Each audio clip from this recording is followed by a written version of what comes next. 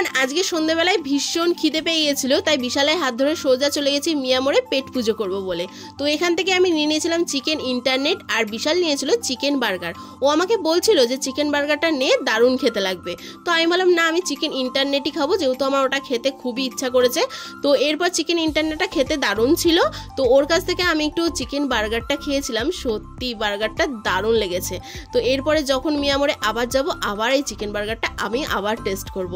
তো খেতে খেতে আবার চোখে পড়েছে মিনি বার্গার। তো সেটাই ভাবছিলাম মিনি বার্গারটা খেতে কেমন লাগবে, তো সেটাও নিয়েছিলাম।